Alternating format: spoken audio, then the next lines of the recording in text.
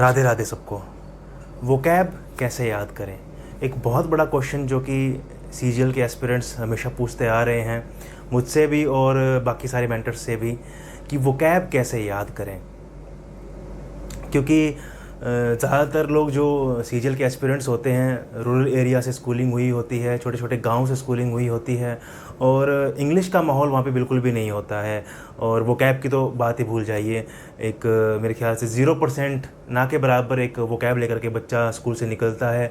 उसके बाद कॉलेज में जाता है, कॉलेज में भी ज़्यादा इम्प्रूवमेंट नहीं हो पाती है। उसके बाद डायरेक्ट आता है एसएससी की प्रिपरेशंस में, और उसके बाद पकड़ा दी जाती है एक ब्लैक बुक नाम की बुक, या फिर कई सारी बुक जिनके अंदर एक 2-3-4 हज़ार वर्ड्स की एक लिस्ट दी गई होती है, और बोला जाता है कि इनको याद कीजिए, आप इनको याद करना पड़ेगा। और उसके बाद क्योंकि याद करना एक बहुत ही हरक्यूलियन टास्क हो जाता है वो, तो फिर कुछ टेक्निक्स भी दी जाती है। एक निमोनिक्स नाम का एक चीज़ चिपका दी जाती है कि निमोनिक्स का यूज़ करो। मैंने तो हाल ही में इसी वर्ड का नाम सुना है कि निमोनिक्स क्या होता है। तो निमोनिक्स क्या है? निमोनिक्स जितना ही मैंने भी देखा, निमोनिक्स है कि किसी वर्ड को अपने तरीके से याद कर लेना। तरीका तो हमको भी पता था ये, लेकिन ये नाम मैंने पहली बार सुना कि किसी भी वर्ड को आप तोड़ दो, मरोड़ दो, कैसे भी करके उसको याद कर लो। बस आप कुछ भी उसका मीनिंग निकाल लो, बस उसका मीनिंग आप याद कर लो कैसे भी। तो ऐसी ऐसी सस्ती टेक्निक्स का यूज़ करना पड़ता है फिर बच्चों को। उसके बाद जब आप लिस्ट टाइप से किसी चीज़ को आप रट रहे हैं, वहीं आप जो स्कूल वाली टेक्निक आप यूज़ कर रहे हैं, स्कूल में जैसे हम रट्टा मारते थे वर्ड मीनिंग्स का, तो वो तरीका ही आप अभी ग्रेजुएशन आपने कर ली है, ग्रेजुएट आप हो चुके हैं, उसके बाद भी आप वही घिसी पिटी टेक्निक्स का यूज़ कर रहे हैं। तो means where has the sensibility gone? Sensibility कहाँ चली गई है बच्चों की, कि आप स्कूल वाले जो बच्चे कर रहे होते हैं, छोटे बच्चे, वही चीज़ें आप कर रहे हैं। तो थोड़ा सेंसिबल बनिए, सेंसिबल तरीके से वोकैब को इम्प्रूव कीजिए। तो वोकैब कैसे इम्प्रूव होनी चाहिए उसके बारे में मैं बताता हूँ। उसके 2 तरीके होते हैं। एक तो होता है क्लासिकल तरीका, जिससे कि एक्चुअल में नेचुरली वोकैब इम्प्रूव होती है, और उसके बाद दूसरा तरीका होता है एग्जामिनेशन पॉइंट ऑफ व्यू से वोकैब को इम्प्रूव करना, जिसके ऊपर कि आप काम कर रहे होते हैं, उसके ऊपर भी बात करेंगे। तो पहली बात तो क्लासिकल तरीके से वोकैब कैसे इम्प्रूव होती है। क्लासिकल तरीका क्या है? देखिए, क्लासिकल तरीका समझने के लिए हमको ये पहले समझना होगा कि हमारी हिंदी हमने कैसे सीखी। देखिए, हिंदी हम कोई जन्मजात तो हिंदी सीख करके आए नहीं थे। हमारे इस एनवायरनमेंट में आने के बाद ही हमने धीरे धीरे हिंदी की वोकैब हमने सीखी, हिंदी भाषा हमने सीखी। तो हमारे माहौल ने, हमारे एनवायरनमेंट ने हमको हिंदी सिखाई, ना कि हमने खुद से सीखी। और वो चीज़ कैसे सीखी? मान लीजिए कोई भी वर्ड, जब भी हम छोटे होते थे, कोई भी वर्ड, नया वर्ड सुनते थे, कैसा भी वर्ड वो, तो शुरुआत में अटपटा लगता था। उसके बाद कि ये क्या वर्ड हो गया, उसके बाद वही वर्ड हम डेली रिपीटेशन में सुनते, किसी के मुंह से, मम्मी के मुंह से, दोस्तों के मुंह से, स्कूल में किसी के मुंह से बार बार उसको सुनते, अलग अलग सिचुएशन में सुनते, तो उसके बाद वो वर्ड हमको हमेशा के लिए याद हो जाता था। उस वर्ड का अलग अलग सिचुएशन में क्योंकि हमने यूज़ देख लिया है, तो वर्ड हमें हर एक एंगल से क्लियर हो जाता, और उस वर्ड को हम यूज़ करने लायक भी हो जाते। असल में आप वर्ड को यूज़ करने लायक तभी बनते हैं जब आपको वर्ड हर एक एंगल से क्लियर हो जाए, हर एक सिचुएशन के अकॉर्डिंग जैसे वो वर्ड यूज़ होने वाला है वो आपको क्लियर हो जाए, तभी आप उस वर्ड को यूज़ कर सकते हैं। तो यही तरीका आपको इंग्लिश लैंग्वेज में भी यूज़ करना होता है। इंग्लिश लैंग्वेज या फिर किसी भी लैंग्वेज में आपको उस लैंग्वेज की एक एनवायरनमेंट आपको आपके माइंड को देनी है। तो देखिए, वो एनवायरनमेंट अभी हमें मिल तो सकती नहीं है इंडिया के अंदर, क्योंकि स्कूल में तो मिली ही नहीं थी, ना ही आज मिल रही है, क्योंकि इंटरनेशनल स्कूल्स के तो हम स्टूडेंट्स हैं ही नहीं, और स्टूडेंट्स होते तो शायद ये वीडियो देख भी नहीं रहे होते। और तो कैसे वो हमें माहौल मिल सकता है? वो माहौल हमको सिर्फ और सिर्फ रीडिंग से ही मिल सकता है। तो classical way to improve your English vocab is to read. And what to read? उसके बाद भी बच्चे पूछते हैं कि पढ़ना क्या चाहिए, रीड क्या करना चाहिए। तो बच्चे पूछते हैं कि सर, इंटरेस्ट डेवलप करने के लिए नोवेल पढ़ लेते हैं पहले। कई बच्चे कहते हैं कि हमारी इंग्लिश बहुत वीक है, हम एनसीईआरटी से शुरू कर देते हैं। और न्यूज़पेपर, क्योंकि सब लोग बता रहे होते हैं, लेकिन न्यूज़पेपर से लोग डर रहे होते हैं। तो पहले तो मैं आपको बता दूं कि नॉवेल्स आपको बिल्कुल भी नहीं पढ़ना है। और नॉवेल्स क्यों नहीं पढ़ना है? क्योंकि नॉवेल्स में एक रिपीटेड टाइप की वोकैब चल रही होती है, एक लिमिटेड टाइप की वोकैब चल रही होती है, क्योंकि एक राइटर एक नॉवेल के अंदर एक ही कहानी बोलेगा, और एक कहानी बोलने के लिए एक स्पेसिफिक टाइप की वोकैब चलेगी उसके अंदर। तो आपका जो टाइम है एक नॉवेल पढ़ने में, टाइम ज़्यादा लग जाएगा, लेकिन उस टाइम के प्रोपोर्शन में आपकी वोकैब एक लिमिटेड वोकैब बन करके रह जाएगी। आपकी ज़्यादा वोकैब इम्प्रूवमेंट नोवेल पढ़ने से नहीं हो सकती। तो नोवेल पढ़ना इज़ अ बिग नो। आपको नोवेल नहीं पढ़ने चाहिए वोकैब इम्प्रूव करने की एंगल से, वोकैब इम्प्रूव करने के व्यू से। It is quite opposite. आपको असल में पहले अपनी वोकैब इंप्रूव कर लेनी चाहिए, उसके बाद आपको नॉवेल्स पढ़ने चाहिए। क्योंकि आप अपना फेवरेट नॉवेल्स कोई भी पढ़ रहे होंगे और साथ में आपको बार बार डिक्शनरी खोलनी पड़ेगी, तो फिर उस कहानी का बिल्कुल भी एक मज़ा नहीं रह पाएगा, एक एन्जॉयमेंट हम नहीं ले पाएंगे उस कहानी का, अगर बार बार डिक्शनरी खोलनी पड़ जाएगी तो। उसके बाद बात आती है, बच्चे बोलते हैं, क्योंकि आपके मेंटर्स भी बोलते होंगे, क्योंकि न्यूज़पेपर से बच्चे लोग डरते हैं कि एनसीईआरटीज़ पढ़ लीजिए। NCERTs is good thing, NCERTs आप पढ़ सकते हैं शुरुआत में, लेकिन एनसीईआरटीज़ भी देखिए थोड़ी है, 6 से लेकर आप 12 तक की पढ़ लेंगे तो भी मेरे ख्याल से, क्योंकि आप एसएससी के पॉइंट ऑफ व्यू से रीडिंग करेंगे तो आपको हैवी रीडिंग करनी पड़ेगी, तो थोड़े टाइम में वो कंटेंट ख़त्म हो जाएगा। लेकिन हमको थ्रू आउट द प्रिपरेशन हमको रीडिंग का कंटेंट चाहिए होता है। तो हमें रीडिंग का कंटेंट वो चाहिए जो कि हमको डेली एक अच्छा कंटेंट भी मिल सके, वैरायटी ऑफ कंटेंट भी मिल सके और कंटिन्यूसली मिल सके। तो वो तरीका, वो चीज़ हमको सिर्फ न्यूज़पेपर से ही मिलती है। तो रीडिंग में आपको सिर्फ न्यूज़पेपर ही पढ़ना चाहिए, क्योंकि न्यूज़पेपर आपको वाइड वैरायटी ऑफ वोकैब देता है, वाइड वैरायटी ऑफ सिचुएशंस देता है, एक ही वोकैब को बार बार देखने की, एक ही वर्ड को बार बार यूज़ करने की। उसमें वाइड वैरायटी ऑफ आर्टिकल्स होते हैं, उसमें आपको बायोग्राफीज़ मिलेंगी, उसमें आपको लोगों के इंटरव्यूज़ मिलेंगे, उसमें लोगों के ट्रैवलॉग्स मिलेंगे, उसमें आपको लोगों की सक्सेस स्टोरीज़ मिलेगी, अलग अलग मूवी के रिव्यूज़ मिलेंगे, म्यूज़िक के रिव्यूज़ मिलेंगे एंड लॉट्स ऑफ थिंग्स आपको मिलती है। तो न्यूज़पेपर से हमको अलग अलग तरह की सिचुएशन के हिसाब से हमको वोकैब मिल रही होती है। और जब हम रीडिंग कर रहे होते हैं न्यूज़पेपर की, तो एक ही वोकैब, ऐसा नहीं होता है कि एक वर्ड एक ही बार आएगा, एक ही वर्ड डेली हम जब रीड करेंगे तो वर्ड बार बार रिपीट होगा। तो वही हमें चाहिए होता है वोकैब बिल्ड करने के लिए, वर्ड्स की रिपीटेशन, बार बार एक वर्ड रिपीट हो, अलग अलग सिचुएशन में वर्ड रिपीट हो, उसके बाद वो वर्ड हमारे माइंड के अंदर हमेशा के लिए सेटल हो जाता है और उस वर्ड का एंगल हमेशा के लिए क्लियर हो जाता है और उस वर्ड को हम यूज़ भी कर पाते हैं। और सीजीएल के पॉइंट ऑफ व्यू से, गवर्नमेंट एग्जाम्स के पॉइंट ऑफ व्यू से भी ये चीज़ बहुत ज़रूरी है कि वर्ड हमको हर एक एंगल से क्लियर हो। क्योंकि कई बार जब एंटोनिम्स सिनोनिम्स आए होते हैं, वन वर्ड सब्स्टिट्यूशंस आ रहे होते हैं, तो एक ही मीनिंग के 3-4 वर्ड एग्जामिनर आपको दे देता है, तो बच्चे कंफ्यूज हो जाते हैं कि ये 3-4 वर्ड्स हैं, सबके मीनिंग लगभग सेम है, तो कौन सा ऑप्शन बिल्कुल करेक्ट होने वाला है। तो वहीं आपकी जो रीडिंग है, रीडिंग स्किल ही आपके काम आती है कि आपने रीडिंग कितनी की है, आपको हर एक वर्ड का एंगल कितना अच्छे से क्लियर है। तो reading is the only classical way to improve your vocab naturally. और रीडिंग करने से पहले मैं हमेशा सजेस्ट करता हूँ कि आप word power made easy book पहले आप पढ़ लीजिए, क्योंकि जब आप डायरेक्ट न्यूज़पेपर रीडिंग पर आते हैं तो काफ़ी हैवी वोकैब आपको मिलती है, आपको बार बार डिक्शनरी खोलनी पड़ेगी।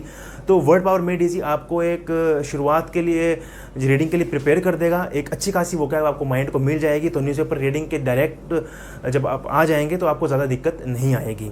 और उसके बाद न्यूज़पेपर रीडिंग पर मैंने डेडिकेटेड 2 वीडियोस ऑलरेडी डाल रखी है चैनल पर, importance of reading English newspaper and how to read newspaper effectively to improve your English vocab. तो उन दोनों वीडियोस को आप ज़रूर देखिए, थोड़ी लंबी वीडियोस है, लेकिन उन वीडियोस को देखकर आपको बहुत फ़ायदा मिलेगा रीडिंग के मामले में। क्योंकि ऐसा नहीं है कि कोई वीक बच्चा एनसीईआरटी से शुरू करेगा, न्यूज़पेपर से शुरू नहीं कर सकता। एक वीक बच्चा भी न्यूज़पेपर से शुरू कर सकता है रीडिंग। वही सब बातें मैंने डिटेल में उन वीडियोस के अंदर डिस्कस कर रखी है, आप प्लीज़ उन वीडियोस को देखिए। इस वीडियो के अंदर ज़्यादा मैं डिटेल में नहीं जाऊँगा रीडिंग के। तो दिस इज़ द क्लासिकल वे। उसके बाद हम आते हैं एग्जामिनेशन पॉइंट ऑफ व्यू से हमारी इंग्लिश वोकैब हमें कैसे तैयार करनी चाहिए। देखिए, reading is a natural way, reading is a classical way to improve the vocab. लेकिन सिर्फ रीडिंग करके ही हम अगर एग्जामिनेशन हॉल में चले जाएंगे तो ऐसा नहीं है कि बिल्कुल भी हम अच्छा परफॉर्म नहीं कर पाएंगे। हम अच्छा परफॉर्म करेंगे, डेफिनेटली करेंगे। आउट ऑफ अगर 100 क्वेश्चंस आ रहे हैं वोकैब के, तो हम 80 क्वेश्चंस बहुत ही आराम से अटैम्प्ट कर लेंगे। लेकिन जो बाकी 20%, जो 20 क्वेश्चंस अलग से रह गए हैं, उसके लिए हमें एग्जामिनेशन पॉइंट ऑफ व्यू से भी अलग से तैयारी करनी पड़ेगी अपनी वोकैब पर। अब वहीं पर जो आपकी कंपटीशन एग्ज़ाम्स की जो बुक्स आती है वोकैब को लेकर के, उनका रोल शुरू हो जाता है। तो ऐसे में बच्चे कई बार ये ब्लैक बुक नाम की और कई जो नीतू सिंह मैम की भी जो बुक है वो सब उठा लेते हैं और उनके लास्ट में जो लिस्ट दी गई होती है वोकैब की, उनको रटना शुरू कर देते हैं।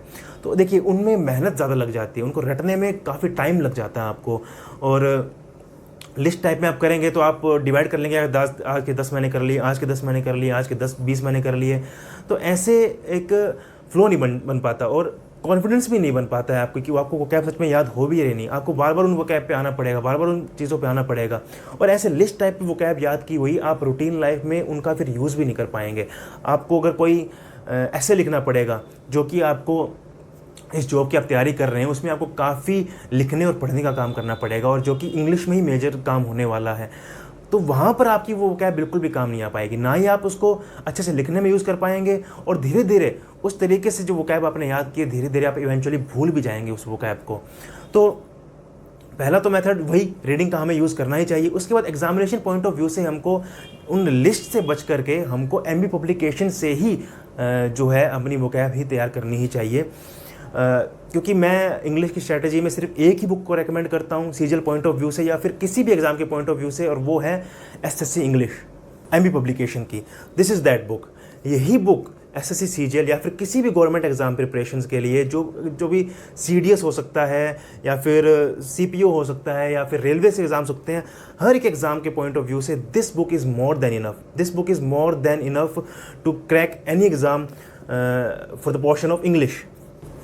तो वोकैब भी आपकी इसी बुक से ही अच्छी प्रिपेयर हो जाएगी। आपको उन लिस्ट्स को रटने की बिल्कुल भी ज़रूरत नहीं है। इस बुक से आपको वोकैब कैसे इंप्रूव करनी है उसका तरीका भी मैं आपको बताता हूँ। इस बुक के अंदर एक्चुअल में सेट्स दिए हुए होते हैं, previous year questions, previous year जो पेपर्स होते हैं उनके सेट्स होते हैं और उनके सॉल्यूशंस होते हैं। तो जब आप उन सेट्स को लगा रहे होते हैं तो उसके अंदर आपको जो भी वर्ड दिखे, जैसा भी वर्ड दिखे आपको, जब आप एंटोनिम्स नोनिंग कर रहे होते हैं, जब आप वन वर्ड सब्स्टिट्यूशंस कर रहे होते हैं, या फिर पैसेज रीडिंग भी अगर आप कर रहे होते हैं, इडियम्स फ्रेज भी आप कर रहे होते हैं, आपको किसी भी वर्ड के अंदर डाउट हो, आप हमेशा डिक्शनरी को हैंडी रखिए। जो मैरियम वेबस्टर डिक्शनरी जो कि मैं हमेशा रिकमेंड करता हूँ, मैरियम वेबस्टर डिक्शनरी को आप हमेशा अपने मोबाइल में हैंडी रखिए। और जिस भी वर्ड में आपको डाउट हो, ज़रा सा भी आपको डाउट हो किसी भी वर्ड में, आप तुरंत आप डिक्शनरी में उस वर्ड को क्लियर कीजिए। किसी भी वर्ड में आपको बिल्कुल भी डाउट नहीं रहना चाहिए, क्योंकि कई बार हमको लगता है कि ये वर्ड तो हम पहले देख चुके हैं ऑलरेडी और ये वर्ड तो हमको पता ही है, लेकिन ज़रा सा भी आपको लगे कि हाँ भाई मुझे ज़्यादा क्लियर नहीं है, तो आपको तुरंत आपको डिक्शनरी से उस वर्ड को क्लियर करते हुए चलना है। आपको बिल्कुल भी ढील नहीं देनी है अपनी वोकैब के अंदर। ओवर कॉन्फिडेंट आपको नहीं होना है। जैसे कि आप वन वर्ड सब्स्टिट्यूशंस कर रहे हैं, उसके अंदर 4 ऑप्शन दे रखे होते हैं, चारों के एक अच्छे अच्छे मीनिंग होते हैं। तो ऐसा नहीं है कि आपने सिर्फ उसका जो आंसर था सिर्फ आंसर को ही टिक करके उसको याद कर लिया, नहीं, आपको चारों के मीनिंग याद करने हैं, हर ऑप्शन का मीनिंग आपको याद करना है, हर ऑप्शन को आपको मैरियम वेबस्टर डिक्शनरी से ही देखना है। क्योंकि इस बुक के अंदर जब आप सेट्स को एनालाइज करेंगे तो उसके लास्ट में वर्ड मीनिंग्स दिए हुए होते हैं। उन वर्ड मीनिंग्स में आपको English to Hindi word meaning दिखेंगे। तो देखिए, word meaning English to Hindi मैं ज़्यादा रिकमेंड नहीं करता हूँ, और जो वोकैब बिल्डिंग के जो साइंटिस्ट होते हैं वो भी आपको ये रिकमेंड नहीं करते हुए मिलेंगे कि आप वर्ड को किसी और लैंग्वेज में देख रहे हैं और उसका मीनिंग किसी और लैंग्वेज में देख रहे हैं। आपको जितना हो सके आपको एक वर्ड का मीनिंग, इंग्लिश वर्ड जो है आपको उसका मीनिंग इंग्लिश में ही देखना चाहिए। तो आपको उन वर्ड मीनिंग्स को रेफर करने से पहले सभी उन वर्ड्स को मैरियम वेबस्टर डिक्शनरी से, इंग्लिश टू इंग्लिश डिक्शनरी से ही अच्छे से आपको क्लियर करना है उस वर्ड को। उसके बाद आप उसका हिंदी मीनिंग भी देख सकते हैं, उससे आपको ज़्यादा क्लैरिटी मिलेगी। लेकिन पहला काम आपको, जब आप सेट को एनालाइज कर रहे होंगे, उन वर्ड मीनिंग को रेफर करने से पहले इंग्लिश टू हिंदी वाले आपको मैरियम वेबस्टर डिक्शनरी से उन सभी वर्ड्स का मीनिंग देखना है। जितने भी ऑप्शन एंटोनिम सिनोनिम्स के अंदर 4 ऑप्शंस आ रहे हैं अगर, तो उन चारों ऑप्शंस का आपको मीनिंग क्लियर होना चाहिए। ऐसा ही आप सिनोनिम्स में भी करेंगे, ऐसा वन वर्ड सब्स्टिट्यूशंस में भी करेंगे, तो ऐसे आपकी डिक्शनरी है वो बहुत इंप्रूव हो जाएगी। और सिर्फ इसी बुक से ऐसे आप वोकैब तैयार करेंगे तो आपकी जो सीजीएल पॉइंट ऑफ व्यू से डिक्शनरी बहुत अच्छी हो जाएगी। और अभी जो सीजीएल का एग्ज़ाम आ रहा है 100% आपका कोई भी वोकैब का क्वेश्चन आपका गलत नहीं होगा, और कोई भी अलग से बुक आपको वोकैब के लिए पढ़ने की ज़रूरत नहीं है। क्योंकि आपने हमेशा एक कहावत सुनी होगी कि minimum book and maximum revision, तो आपको मिनिमम बुक रखनी चाहिए। आपको अलग अलग बुक्स खरीदने की ज़रूरत नहीं है। आपके लिए MB publication CGL point of view से मोर देन इनफ है। और तो यही तरीका मैंने अपनी वोकैब बिल्ड करने के लिए और अपनी इंग्लिश लैंग्वेज को सुधारने के लिए अपनाया था। और जब मैंने रीडिंग करना शुरू की थी, मैंने 4-5 महीने न्यूज़पेपर रीडिंग की थी और साथ में डिक्शनरी का यूज़ किया था, और एमबी पब्लिकेशन के साथ भी मैंने डिक्शनरी का ही यूज़ किया था। तो इस 4-5 महीने की प्रिपरेशंस में ही मेरी वोकैब इतनी अच्छी हो गई थी कि मुझको ऑलमोस्ट सारी डिक्शनरी ही याद हो गई थी। तो देखिए, आप इस तरीके से ऑलमोस्ट पूरी डिक्शनरी याद कर सकते हैं। तो कहाँ ब्लैक बुक और कहाँ डिक्शनरी। तो डिक्शनरी याद करना आपको ज़्यादा बेटर लग रहा है या फिर ब्लैक बुक याद करना आपको ज़्यादा बेटर लग रहा है? एक नेचुरल वे से आपको पूरी इंग्लिश जो वोकैब है वो आपको अच्छे से याद हो रही है और उन वर्ड्स का आप यूज़ भी अच्छे से कर पाएंगे। अपने लाइफ टाइम आपको एक एसेट आपका वोकैब बन जाएगा। लेकिन जो आप ब्लैक बुक से या फिर किसी भी लिस्ट से आप वोकैब याद कर रहे होंगे तो आप इवेंचुअली उनको भूल भी जाएंगे। तो देखिए, आप वर्थ आपको किस में मिल रही है ज़्यादा? वर्थ आपको newspaper reading plus MA publication में ही मिलेगी। आपको यही तरीका फॉलो करना चाहिए। यही तरीका मैंने भी फॉलो किया था and I have always scored very good in English portion of any government competitive exams. और मैंने ज़्यादा एग्जाम्स वैसे दिए नहीं, मैंने सीजल का ही एग्ज़ाम दिया है। मैं ज़्यादा सीट्स पेश की नहीं किसी की, जो मेरा एम था मैंने सिर्फ वही एग्ज़ाम दिया और मैंने वो पोस्ट ली और उसके बाद मैंने सारे एग्ज़ाम्स देने छोड़ दिए थे। तो यही तरीका आप अपनाइए और अपनी वोकैब को सुधारिए एक नेचुरल तरीके से। Thank you very much. Radhe Radhe.